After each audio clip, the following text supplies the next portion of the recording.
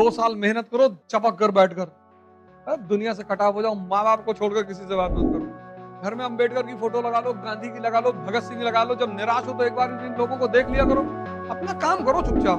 भगत सिंह के फोटो लगाओगे और देखोगे 5 मिनट तो लगा कि यार उद्देश्य महान होना चाहिए। मंदिर में बैठ के पूजा किए तो क्या किए, बाहर में बैठ के ध्यान लगा रहे, गर्लफ्रेंड की गोद में लेटे और नेशनल इनकम कैलकुलेट हो रहा है। ये पूरा जीवन तुम्हारे ताकत पे चलता है। शक्ति पे ध्यान दो, ज्ञान पर ध्यान दो, पढ़ाई करो, तुम मत टेंशन लो।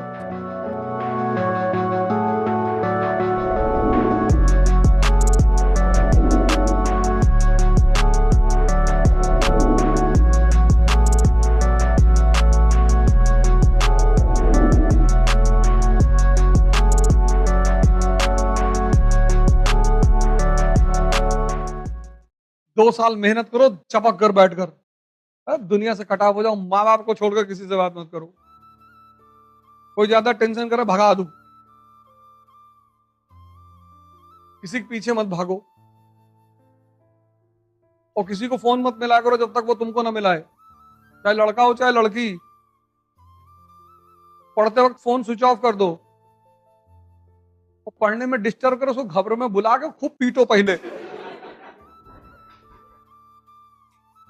हाँ, कोई बीमार है तुम्हारा रिश्तेदार, तुम्हें उसकी जरूरत है, चले जाओ उसकी मदद कर दो, ये सब मानवता है। मानवता मत छोड़ो, लेकिन बेवकूफियां मत करो। बड़े वाले फूफा आए नीचे बैठे हैं, 4 घंटे उनके साथ बैठे हो, नहीं तो नाराज हो जाए, नाराज भागोगे, जाओ अपने घर। यहाँ आके कौन बोला था बैठने के लिए? अपना काम करो चुपचाप। घर में अंबेडकर की फोटो लगा लो, गांधी की लगा लो, भगत सिंह लगा लो। जब निराश हो तो एक बार इन लोगों को देख लिया करो, जो ऊर्जा से भर जाओगे एकदम से।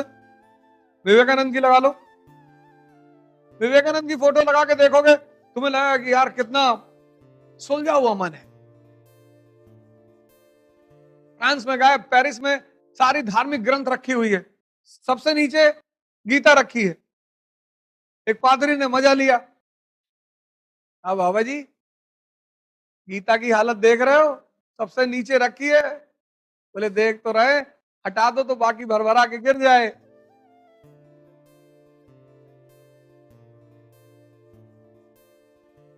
लगा भरभरा मतलब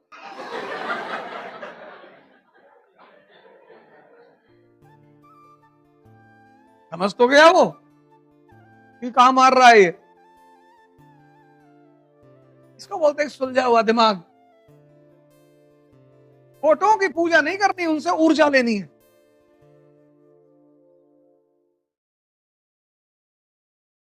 फोटो से पूजा नहीं करनी, उनसे ऊर्जा लेनी है। भगत सिंह की लगा लो, यार जवानी में इतना बड़ा उद्देश्य। 24 साल का आदमी का उद्देश्य देखो। तुम कह रहे हो अभी तो हमारी उम्र 24 साल है, अभी हमारे बड़े भैया की शादी नहीं हुई है। तुम यार अजीब अजीब रायता फैला है जीवन में। ऐसी ऐसी बात कहते तो हमसे आके हम दुखी हो जाते कि अब क्या कहें तुमसे। भगत सिंह के फोटो लगाओगे और देखोगे 5 मिनट तो लगा कि यार उद्देश्य महान होना चाहिए। उनकी मां ने कहा शादी कर लो, बोले कर लिए मौत से। अरे बोले इतना खतरनाक दुल्हन, जवानी ही तो है।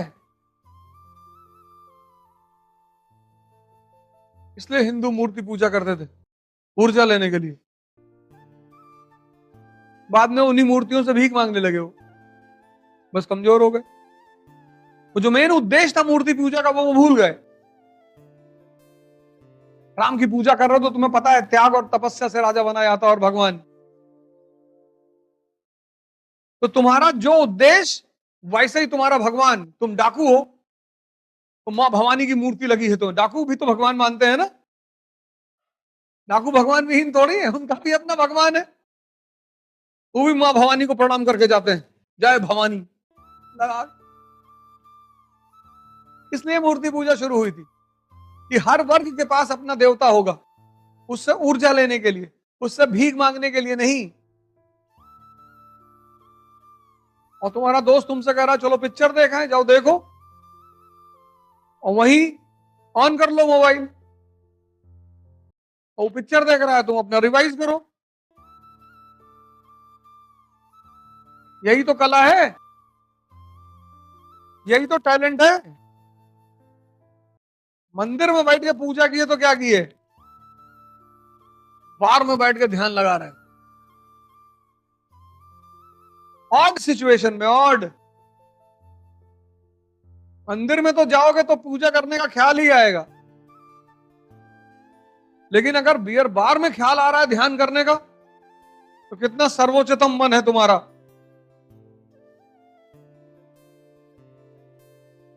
गर्लफ्रेंड की गोद में लेटे और नेशनल इनकम कैलकुलेट हो रहा है, तो अपनी मन की ताकत का अंदाजा लगाओ, कितना श्रेष्ठ मन है तुम्हारा, कुछ प्रभावित ही नहीं कर सकता तुमको। और जब भी जीतोगे मन की श्रेष्ठता की वजह से जीतोगे, ना कोचिंग की वजह से जीतोगे, ना किताबों की वजह से जीतोगे, ना किसी टीचर की वजह से जीतोगे। बन जाए सारे ब्राह्मण परशुराम, और बन जाए सारे दलित अंबेडकर। अब तो ज्यादा सुविधा है, अंबेडकर के समय तो चुनौती कितनी थी, अब तो ज्यादा सुविधा है, पढ़ाई की सुविधा, फीस की सुविधा, हर चीज की तो सुविधा है। अब बन जाए, वो एक ताकतवर मन है जो कहता हम पढ़ेंगे, तो हमको क्लास के बाहर बैठाओ, हम पढ़ेंगे, हमारे पास खाना नहीं है लेकिन हम पढ़ेंगे।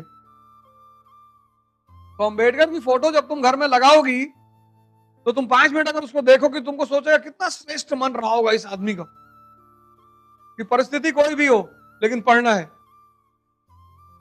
पैसे के पीछे मत भागो, ये मेरा तुम्हारा तुमसे हाथ जोड़ के रिक्वेस्ट है। तो किसके पीछे भागे, शक्ति के पीछे, ज्ञान के पीछे। पैसा इनका बाई प्रोडक्ट है। तो जितने लोग पैसा कमाने के पीछे परेशान है, उनका हाल है राकेश झुनझुनवाला की तरह, हार्ट अटैक का, रेनल डिसऑर्डर, सिपोटी रुकी नहीं रही थी। रेनल डिसऑर्डर दुनिया की सबसे गंदी बीमारी। सोचो क्या कंडीशन रही होगी, शरीर से मल बहा जा रहा है, रुक ही नहीं रहा। 40,000 करोड़ डिफिशियंसी है ना। जैसे मैं देखता हूँ कुछ लोगों को पागलपन है, पागलपन की तरह काम करते हैं, ना शरीर पे ध्यान देंगे, ना खाने पे ध्यान देंगे। ये पूरा जीवन तुम्हारे ताकत पे चलता है। शक्ति पे ध्यान दो, ज्ञान पर ध्यान दो, पढ़ाई करो, तुम मत टेंशन लो। तुम घड़ी नहीं पहने हो 2 करोड़ की तो क्या फर्क पड़ता है। तुम्हारे साथ 2 आदमी हैं टाइम बताने वाले, उनसे पूछ लो। हाँ, शक्ति इतनी होनी चाहिए कि तुमने फोन कर दिया, तुम्हें गाड़ी चाहिए, दिल्ली जाना है, 4 गाड़ियां चाहिए, तुमने फोन कर दिया किसी को, जयसवाल जाओ, हाँ साहब 4 गाड़ी नहीं है ना सुबह, जी भैया। अरे तुम क्या खरीद रहे हो, उसका मेंटेनेंस, उसका साफ सफाई, उसका टायर, उसका ऑयल, सब चिंता तुम्हारी। तुम सिर्फ पढ़ाई पे ध्यान दो, क्योंकि जब तक मूर्खों के पास पैसा है, तब तक समझदारों को कमाने की कोई जरूरत है नहीं। सिद्धांत है ये।